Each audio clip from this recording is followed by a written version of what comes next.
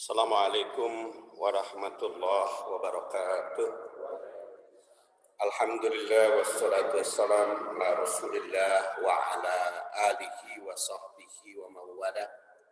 Amma ba'du fa ya ibadallah usikum wa iya bitaqwallah fa innal jannata u'iddat liman ittaqah.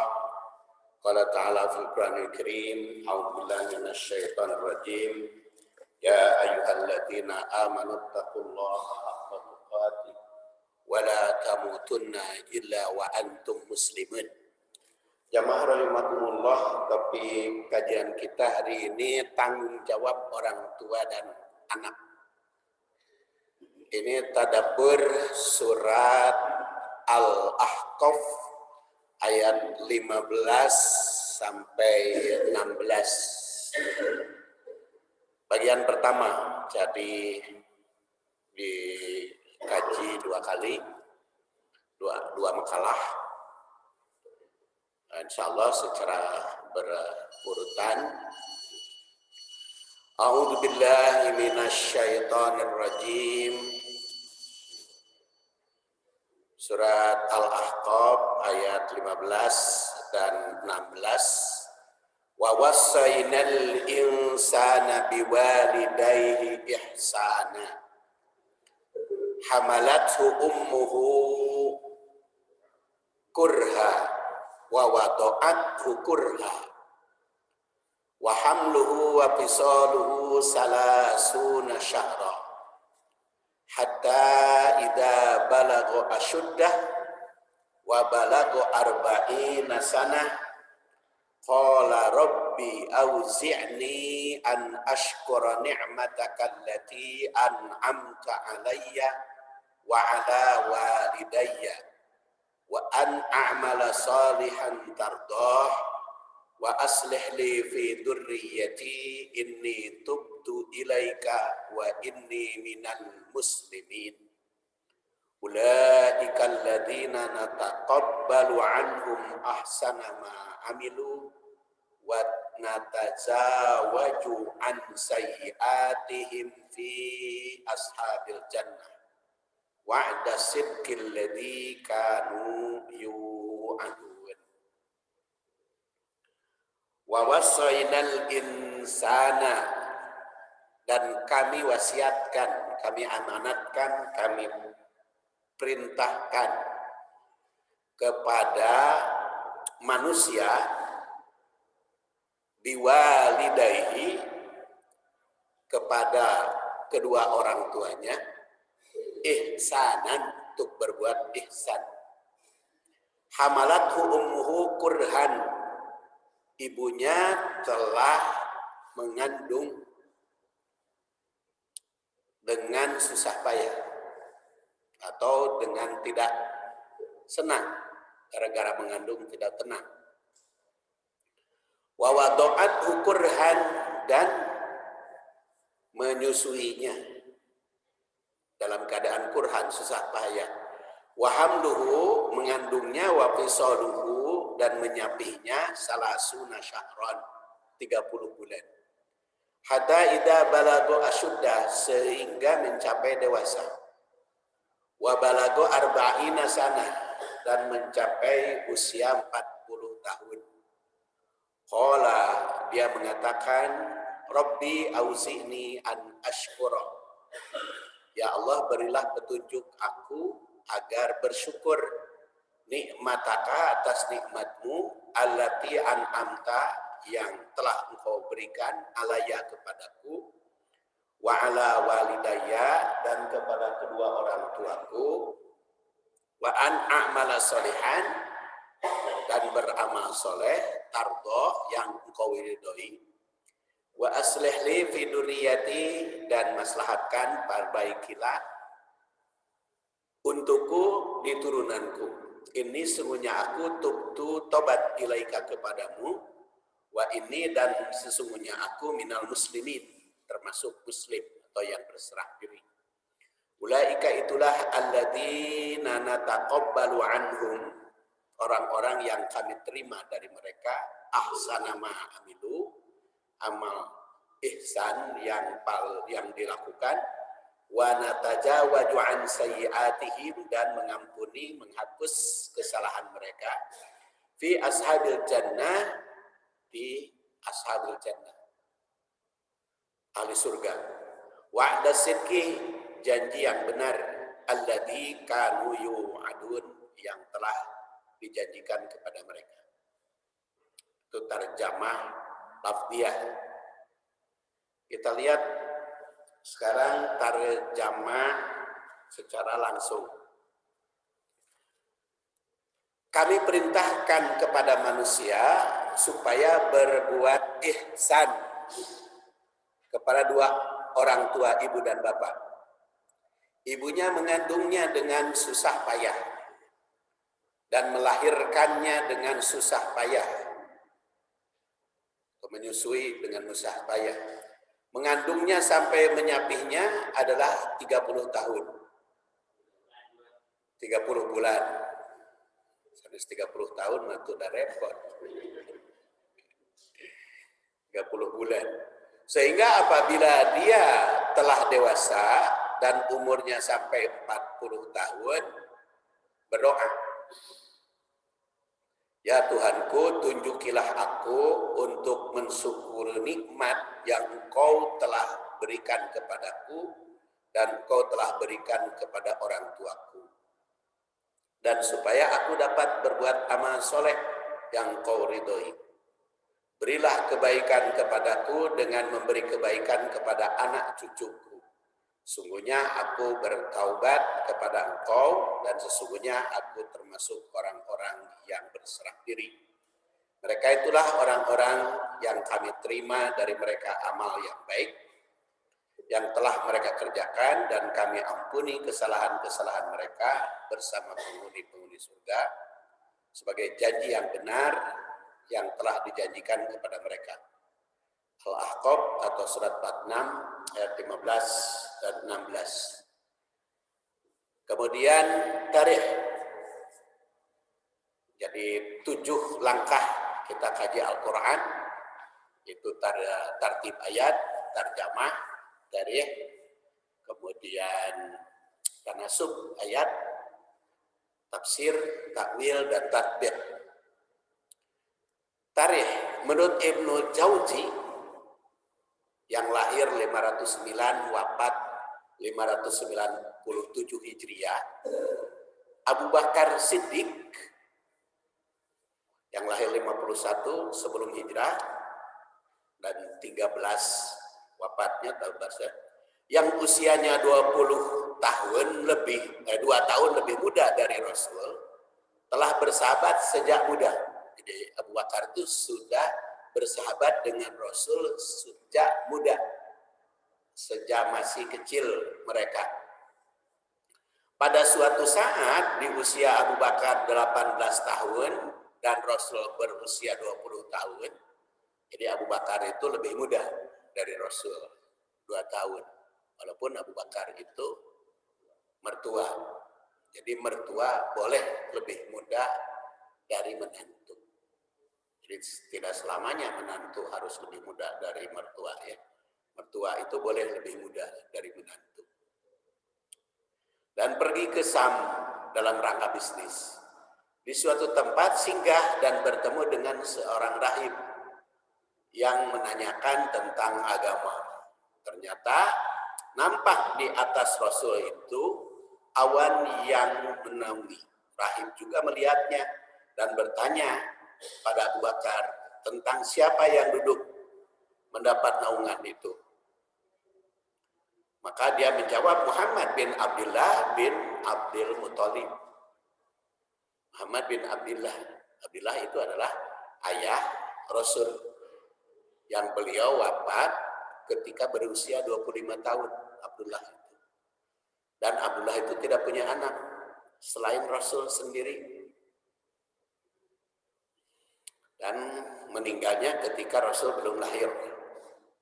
Makanya dia jawab Muhammad bin Abdullah bin Abdul Muthalib. Maka dia mengatakan hada wallah nabiyun wa mastadalla tahtaha. Ini adalah seorang nabi Karena tidak ada yang mendapat naungan setelah Isa kecuali Muhammad. Ini pasti Nabi, kata rahib atau pendeta. Jadi dia percaya, walau kalau yang membaca kitab terdahulu yang benar dia percaya. Sejak saat itu tertanam dalam hati Abu Bakar berkeyakinan yang mendalam pada kebenaran Rasul. Jadi sudah bersahabat semakin kuat. Nah, tatkala Nabi Muhammad SAW berusia 40 tahun, diangkat menjadi Rasul, maka Abu Bakar dalam usia 38 langsung beriman dan membenarkannya sehingga dijuluki Abu Bakar. Jadi di situ sejarah yang pertama, kenapa ayat ini berkaitan dengan 40 tahun. Pertama, ketika Rasul berusia 40 tahun, Nabi Muhammad diangkat jadi Rasul. Kemudian Abu Bakar ketika berusia 40 tahun setelah Rasulullah ketika berusia 40 tahun itu benar-benar menjadi hamba Allah yang beriman setelah meyakini kebenaran Rasul. Itu tarikh yang pertama. Tarikh yang kedua, ini hadisnya, itu berkaitan dengan Sa'ad bin Abi Waqqas. Ketika dia masuk Islam sebelum ibunya, dan si ibunya itu mogok makan, tidak mau makan, tidak mau minum, tidak mau istirahat, ya mogok makan, sehingga badannya semakin lama semakin kurus, semakin kering, karena tersiksa, tidak makan, tidak minum, tidak mau istirahat. Kemudian ditengok oleh Sa'ad, wahai ibuku, kenapa kau lakukan seperti itu? La aku la asrob, kamu tidak makan, tidak minum. La taf'ali ya ummah. Karena dia menyatakan la akulu wa la asrobu, aku tidak makan, tidak minum, hatta amut, sehingga mati, katanya. Kata Sa'ad, ya ummah, wahai ibuku, la taf'ali ya ummah, jangan kau lakukan seperti itu. Inilah ada udini hada syai, karena aku pun tidak akan meninggalkan agama ini. Kami sudah beriman. Famakasat yauman walailatan la ta'kul fa asbahat qad juhidat summa makasat yauman akhar walailah wala ta'kul falamma ra'aitu dalika qultu ta'lamin wallah ya ummah law kanat laki mi'ah nafas fa kharajat nafsan ma taraktu dini hadha syai. Jadi berhari-hari, bermalam-malam si ibunya tidak makan, tidak minum, sehingga semakin kering badannya. Kata Sa'ad, ibu, jangan kau lakukan itu. Walaupun kau punya jiwa, punya ruh 100, lalu satu persatu kamu pun engkau matikan, kau bunuh, sambil menunggu aku keluar dari agama, aku tidak akan. Walaupun punya 100 jiwa, apalagi engkau cuma 1 jiwa. Ma taraktu dini ada li syai'in. Fakuli, sekarang makanlah. Wa in syi'ta, tapi engkau kalau tidak mau makan, ya enggak apa-apa, tidak makan juga.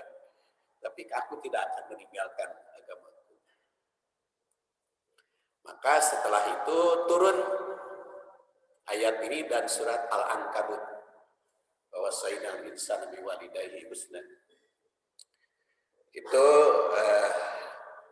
walaupun masih ada tarikh yang lain, tapi pada intinya. Kemudian tanasub ayat, kaitan ayat dengan ayat sebelumnya. Ayat sebelumnya berbunyi innal ladina qalu rabbunallah tsumastaqamu fala khaufun alaihim wala hum yahzanun. Ulaika ashabul jannah khalidina fiha jazaa'an bima kanu ya'malun. Di ayat 13 dan 14 sebelumnya menjelaskan tentang sifat mukmin dan istiqomah itu bakal meraih kebahagiaan, karena di situ dikatakan innalladzina qalu rabbunallah, yang mengatakan Allah Tuhanku, summastaqamu, kemudian istiqomah, maka fala khaufun alaihim walahum yahzanun, tidak akan dilanda rasa takut, tidak akan dilanda gundah gulana, akan meraih kebahagiaan, tidak akan merasa khawatir.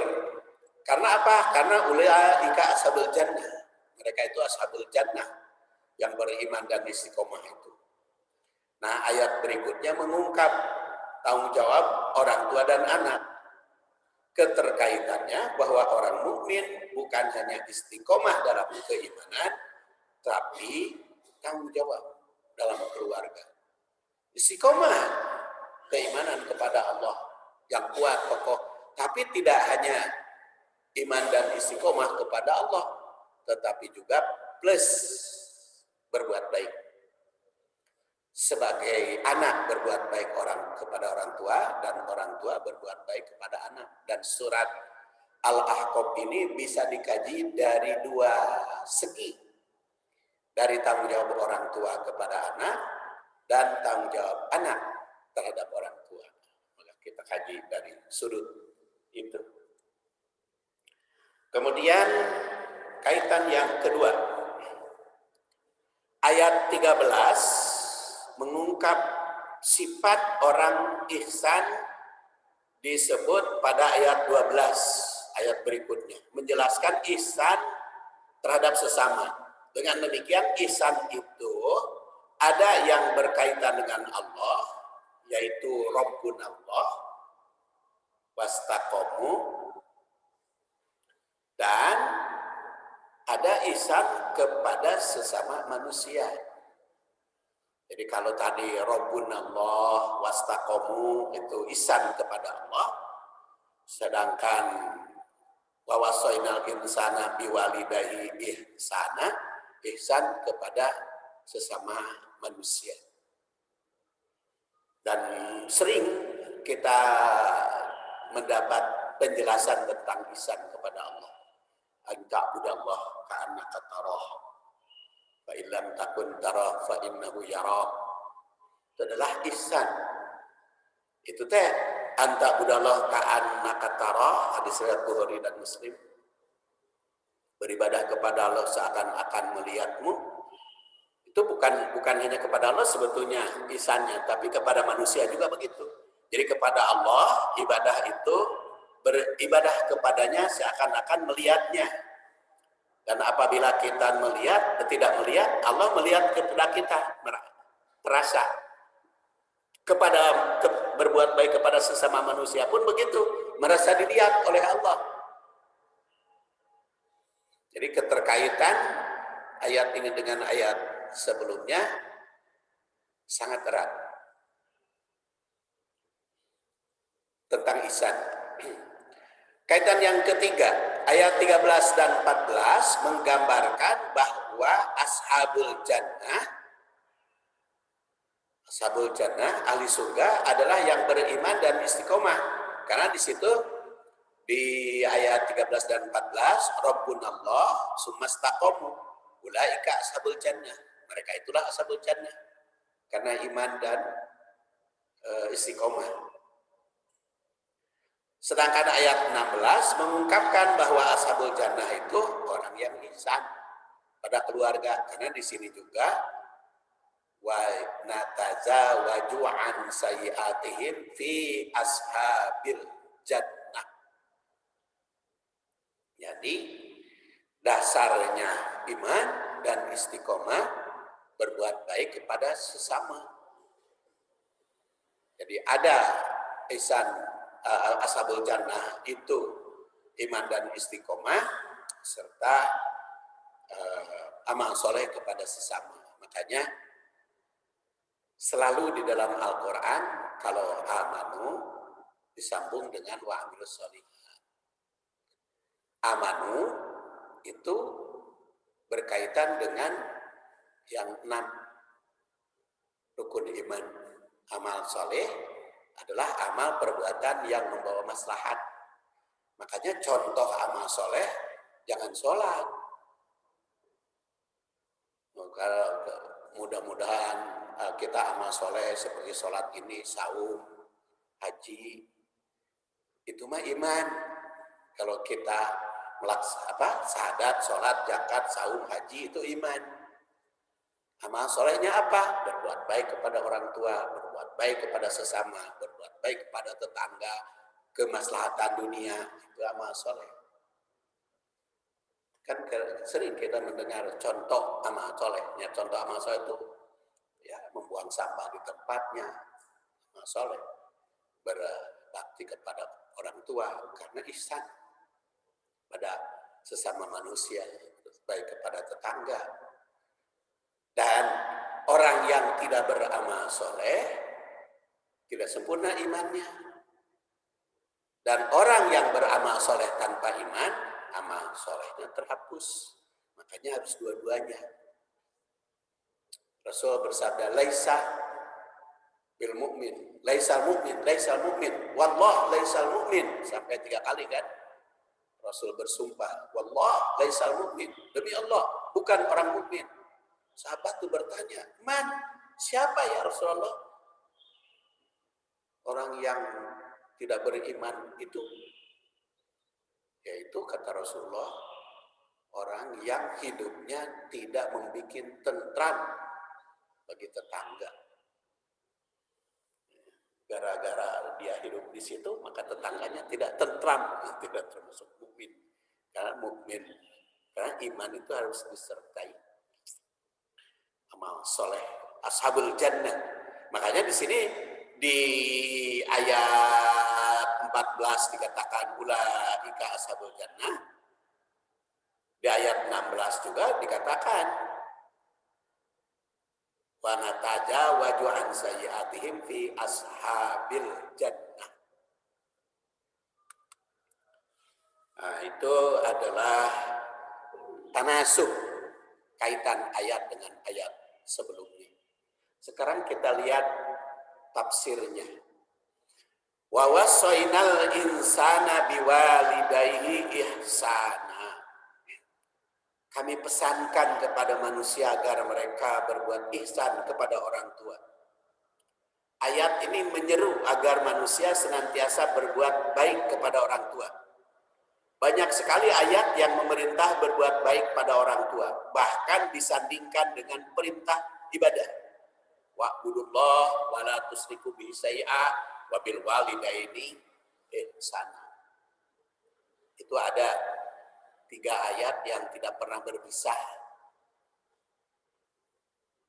Ritual dengan sosial, yaitu amanu wa amilus sholihat, iman dengan amal soleh, kemudian atiullah wa atiur rasul, itu selalu berbandingan, bersandingan.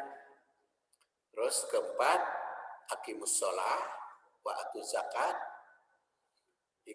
mendirikan sholat, menunaikan zakat. Kemudian yang keempat adalah wa'budullah wa la tusyriku bihi syai'a wa bil walidaini ihsana. Berbuat baik kepada beribadah kepada Allah tanpa musyrik, dan kepada orang tua berbuat ihsan. 4 ayat itu selalu bergandengan. Dan memang dua-duanya begitu, ada pada Allah, ada kepada manusia.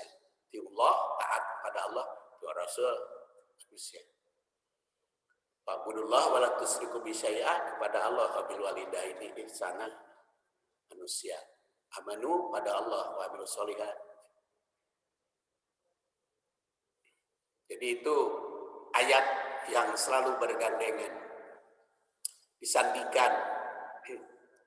Sayyid Qutb yang wafat 1386 Hijriah, Sayyid Qutb itu wafatnya digantung dipancung oleh Presiden Gamal Abdel Nasser.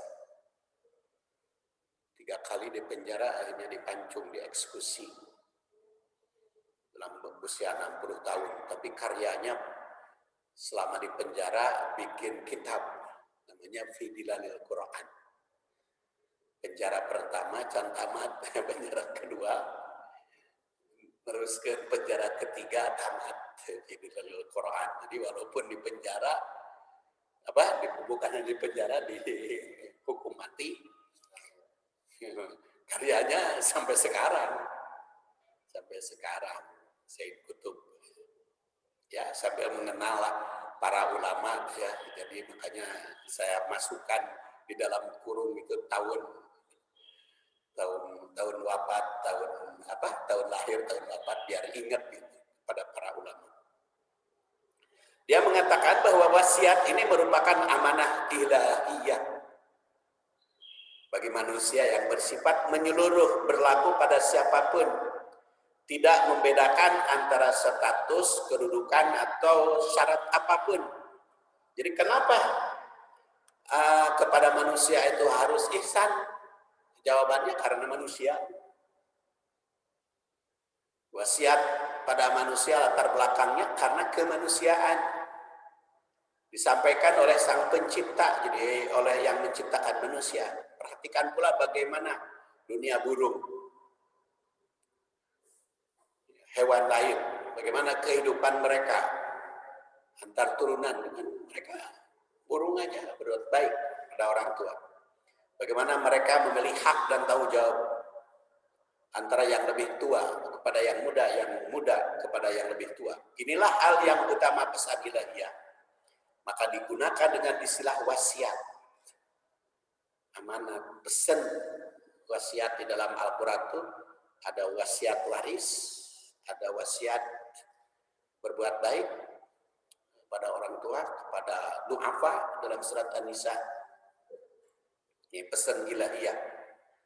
Ihsan yang diwasiatkan Allah kepada manusia. Secara bahasa, ihsan itu berasal dari kata ahsana, yuhsinu, ihsan, yang mengandung arti berucap, bersikap, bertindak yang sangat baik. Baik di sini tentu saja mencakup berbagai sudut, baik tinjauan syariah maupun tinjauan ilmiah. Seperti dikemukakan tadi pada mukadimah, ihsan itu anta budallah ka'annaka tarah fa illam takun tarah fa innahu yarak. Berdasar hadis ini, ihsan pada Allah beribadah dengan benar, penuh, tepat, kehusuan, karena merasakan seakan-akan melihat dan merasa dilihat. Manifestasi ihsan pada orang tua juga berarti berbuat baik, batin, lahir maupun batin. Baik di depannya maupun di belakangnya. Baik ketika orang tua hadir maupun tidak. Karena merasa diawasi oleh Allah. Jadi anta budallah ka'annaka tarahu wa ilam takun tarahu fa innahu yaraka itu kepada Allah maupun kepada manusia merasa diawasi. Ihsan. Kemudian bagaimana bentuk-bentuknya ihsan kita akan tafsirkan di dalam takwil dan tatbiknya. Hamalathu ummuhu kurhan wa wada'athu kurhan. Ibunya telah mengandung dengan merasa berat dan semakin lama semakin melelahkan. Wa wada'athu kurhadan, melahirkannya pun dengan merasa berat. Kalimat ini mengungkap tentang sebab wajibnya berbuat baik pada orang tua. Sekaligus juga mewajibkan mengingat mereka dan membalasnya secara lebih baik. Hendaklah setiap anak mengingat jasa orang tua yang telah mengandung, membesarkan, melahirkan. Jadi walaupun anak sudah maju, sudah demikian hebat, tapi kalau diingatkan bagaimana melahirkan, nggak ada itu orang yang melahirkan kita selain dia, selain ibu dia. Makanya kalau sekarang ada di dunia barat ada yang melemparkan atau membuang orang tuanya ke panti asuhan orang tua. Bagaimana itu bisa berbuat balas budinya kepada orang tua? Jadi kalau orang tua itu sudah tua, renta, sudah pikun, itu sebetulnya ujian kepada keluarga. Kadang-kadang orang tua itu ada yang sampai memudahkan gitu ya. Jadi kayangnya macam-macam, itu justru ujian pada keluarga, pada orang tua. Kalimat ini mengandung pesan bahwa ihsan kepada orang tua, pertama sadar bahwa orang tua yang paling berjasa dalam hidup. Orang tua yang ibunya mengandung dalam keadaan susah payah serta melahirkannya. Kenapa di situ ibunya saja?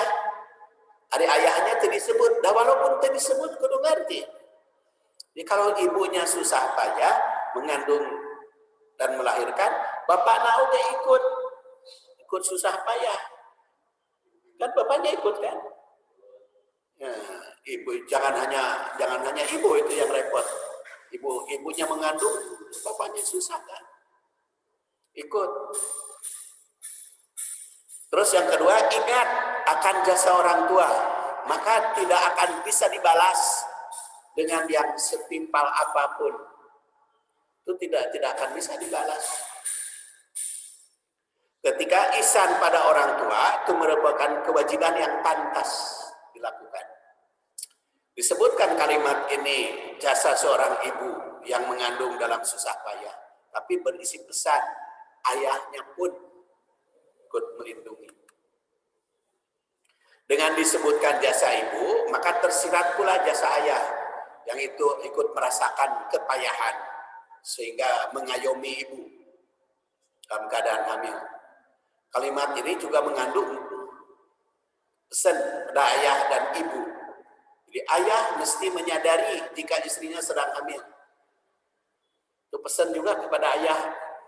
Makanya ayat ini tanggung jawab orang tua, baik sebagai ayah, sebagai ibu, maupun tanggung jawab anak terhadap orang tua. Dan anak itu punya orang tua, dan orang tua punya anak. Jadi kalau kita sekarang berbicara tentang anak, kita juga akan sebagai anak kepada orang tua. Walaupun di sekolah kia, orang tua mah tetap dianggap anak. Jadi masih mendapat, ayah itu mesti menyadari jika istrinya sedang hamil, kepayahan, maka mesti mendapat perlindungan. Jadi jangan dibiarkan ibunya menderita. Makanya ada pesan juga wanita karir itu bagus, nama wanita karir teh banyak meninggalkan keluarga teh kalau anak sudah gede. Jadi kalau selama hamil, selama mengandung dan menyusui mah harus diberikan fasilitas khusus. Kedua, jika ibu merasa lelah kehamilan itu merupakan hukum bagi ibu yang mesti disadari, maka mesti siap menghadapinya dengan kesadaran dan kesabaran. Kemudian tiga pesannya, perlunya kerjasama antara suami istri dalam mewujudkan turunan, makanya disebut ibu ada kerjasama. Wa hamluhu wa fisaluhu salasuna syahra.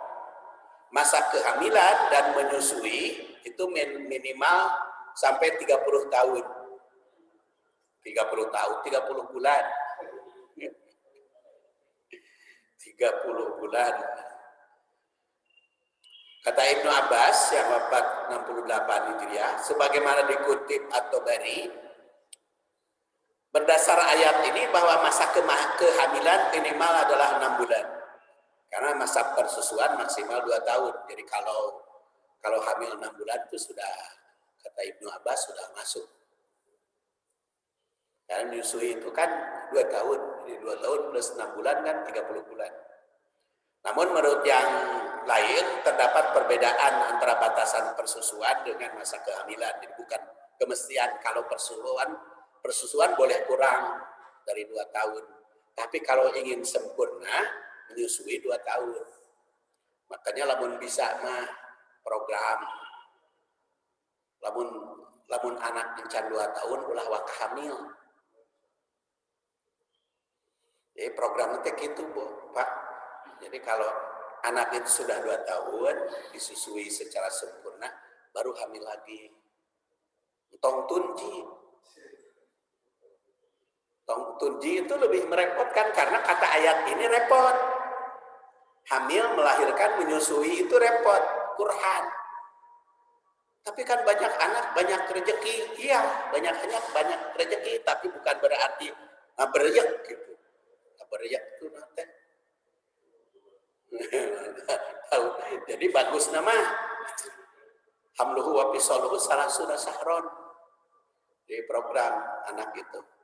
Makanya kalau anak perempuan itu nikah 25 tahun, itu bisa punya anak 4. Kan masa kehamilan kan 35. Berarti kalau nikah 25 berarti kan 10 tahun.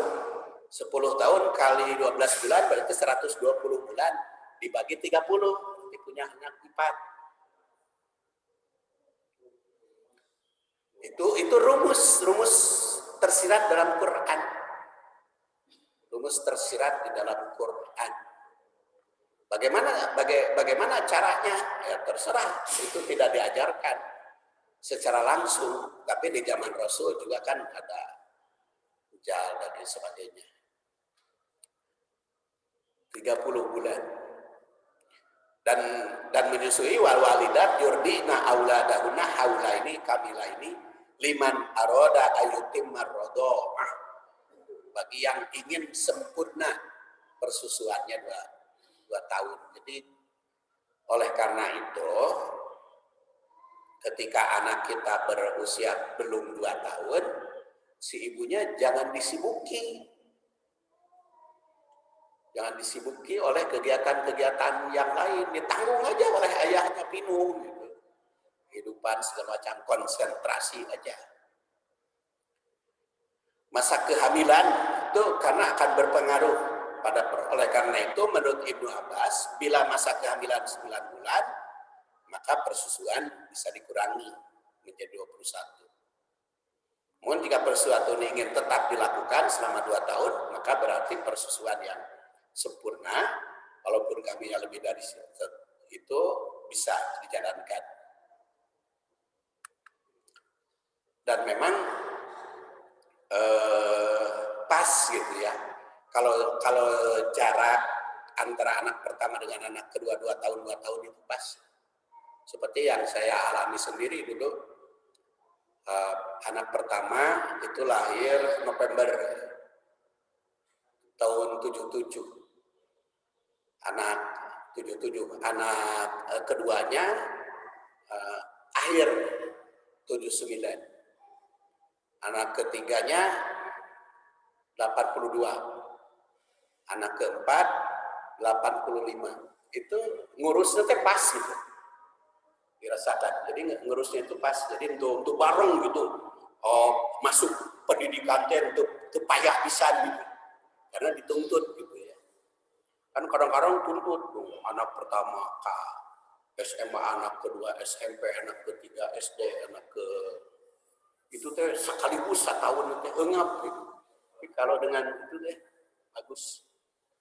Wa hamluhu wa fisaluhu salasuna syahran itu juga memberikan pesan. Pertama, ibu dan ayah itu mesti siap menghadapi tantangan selama 30 bulan berkaitan dengan anak. Kedua, selama 30 bulan konsentrasi pada anak. Kemudian jarak antara anak yang satu dengan anak lain sebisa mungkin minimal 30 bulan. Keempat, jangan terlalu dekat antara kehamilan. Kelima, masa persusuan dipengaruhi oleh kondisi ibu dan anak. Keenam, dalam keadaan hamil sebaiknya tidak menyusui. Jadi kalau ternyata baru 6 bulan sudah hamil, ayahnya berhenti kan menyusui. 7, selama masa persusuan yang sempurna 2 tahun diusahakan tidak segera hamil. Jasa orang tua yang mesti diingat bukan hanya menyusui tapi juga mendewasakan. Seperti dikemukakan hatta idza balagha asyuddah. Perkataan hatta mengisyaratkan bahwa tanggung jawab terhadap keluarga, anak, orang tua, suami, istri itu berkesinambungan sejak hamil, melahirkan, menyusui, bahkan sampai anak sudah dewasa. Makanya di sini hatta, sehingga. Jadi berkesinambungan. Isyarat pula bahwa jasa orang tua yang mesti diingat sejak pra melahirkan, pasca melahirkan, hingga mendewasakan.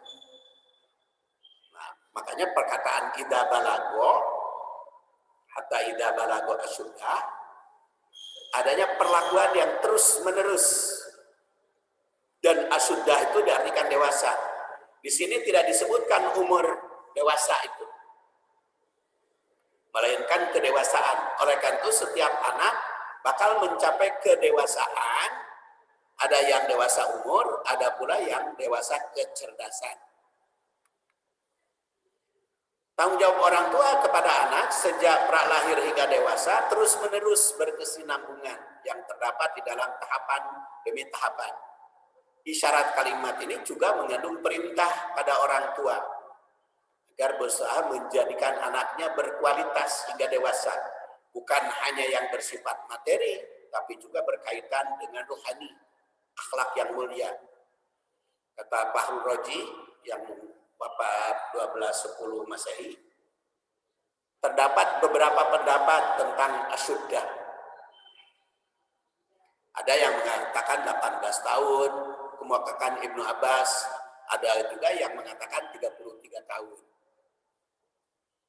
Tapi kalau kita lihat di Indonesia, asyuddah dewasa itu ada usia nikah. Usia nikah di Indonesia itu perempuan 18, kalau laki-laki 23. Itu asyuddah. Dan di dalam Al-Quran asyuddah itu ada dua. Asyuddah urusan kedewasaan, ada asyuddah usia balagun nikah. Dan balagun di dalam Quran juga balagun nikah itu tidak disebut umur berapa. Makanya itu diteliti oleh para ahli tempat masing-masing. Dulu makan 17 perempuan, laki-laki 19, sekarang 18, laki-laki 23, karena itu sesuai dengan perkembangan zaman. Jadi kalimat idza balagha asyuddah memberi pesan. Pertama, orang tua bertanggung jawab mendewasakan anaknya hingga benar-benar memiliki kemampuan dalam berbagai bidang. Kedua, pendidikan berkesinambungan sejak kecil hingga dewasa. Tiga, anak mesti ingat atas jasa orang tua yang mendewasakan. Keempat, jasa orang tua tidak akan terbayarkan, kan jadi payah. Kelima, anak yang sudah dewasa mesti bertanggung jawab berbuat baik pada orang tua. Anak yang sudah dewasa jangan terus-menerus menyulitkan orang tua. Terus dewasa tapi ayo minta bantuan pada orang tua. Kudu dewasa. Orang tua juga kudu ngadidik dewasa. Ya geus kolot budak teh masih ayo disumbang. Ditanggung rumahna segala macam. Teu dewasa. Ya, karunya teh tapi teu angger we teu dewasa. Karena ayo disunguk gitu, disuapin. Ya bagus lah orang tua kaya, tapi kan keur mah baheula keur ngora jerih payah dengan duit nya geus kolot dibeakeun keur anak iraha senang, iraha infakna, iraha sedekahna, iraha ibadahna teh orang tua teh dipueueun nepi ka maot. Geus kolot teh dibagi-bagi di kepada anak teh menang hese jadi payah baheula. Di kolot bagi-bagi. Jadi kudu ada kesinambungan itu pendidikan. Ya. Jadi jangan menyulitkan. Kemudian ketujuh, kebahagiaan orang tua itu merupakan tanggung jawab anak yang sudah dewasa. Dan nanti dalam takwil dan tatbiknya kita bahas. Tanggung jawab orang tua terhadap anak sejak pralahir kita secara berurutan gitu. Ini kan tafsirnya dulu. Ini manifestasi berdasar ayat-ayat yang lain. Kemudian di dalam Quran surat An-Nisa ayat 6, wabtalul yatama hatta idza balagun nikah. Hatta idza balagun nikah. Jadi ada rusda, ada balagun nikah. Sedangkan dewasa kecerdasan itu bisa diuji, baik urusan harta. Jadi harta itu jangan diberikan kepada yang usianya belum mapan. Wabtalul yatama diuji.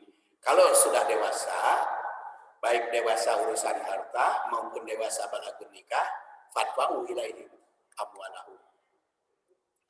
Wa balago arba'ina sanah.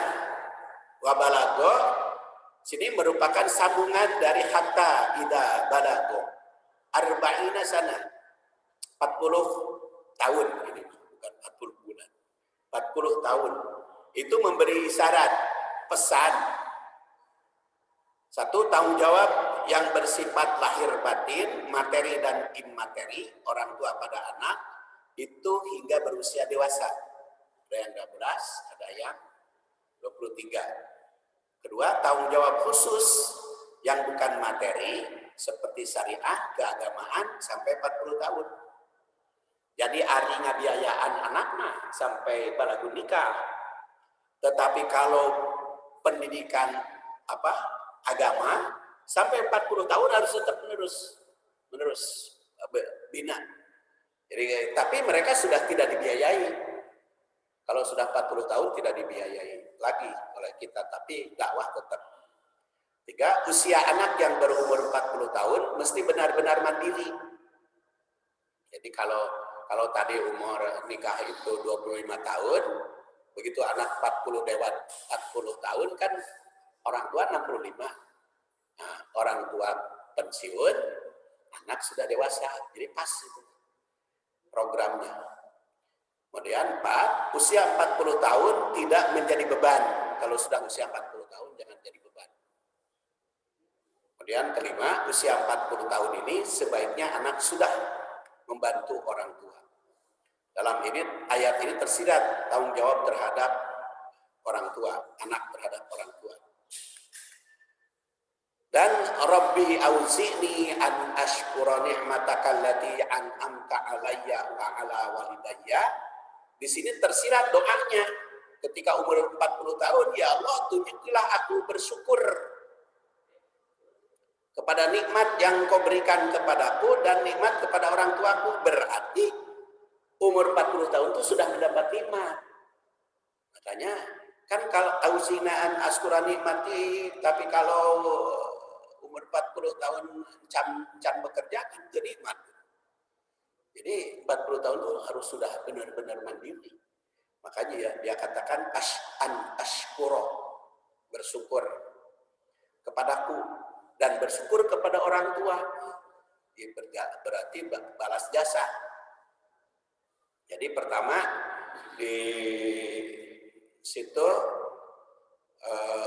1, Rabbi auzi'ni, petunjuk bermakna sadar perlunya petunjuk Allah.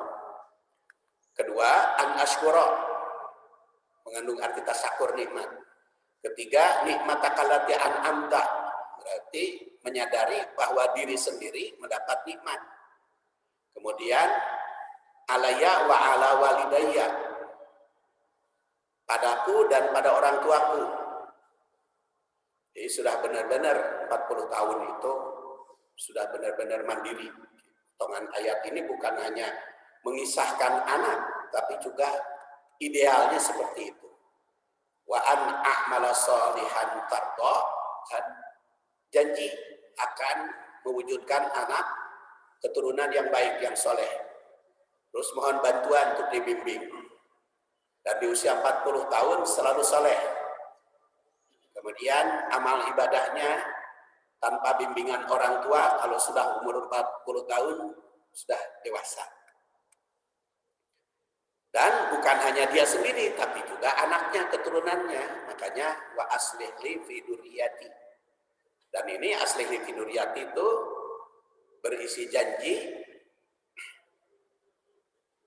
untuk mewujudkan generasi yang soleh berikutnya. Terus bukan hanya mampu membimbing diri sendiri, tapi juga mewujudkan generasi dan memiliki kemampuan dakwah.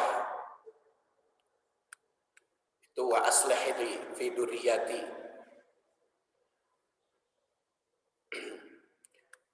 Kemudian amal soleh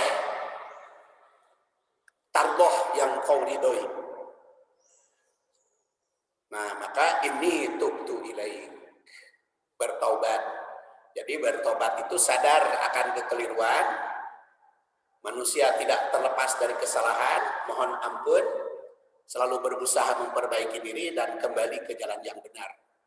Dan insya Allah bersambung pada makalah berikutnya, makalah yang kedua, karena saya maratonkan barusan karena sudah jam 6. Insya Allah makalah ini bersambung pada bulan yang akan datang. Subhanakallahumma wa bihamdik asyhadu an la ilaha illa anta astaghfiruka wa atubu ilaik. Assalamualaikum warahmatullahi wabarakatuh.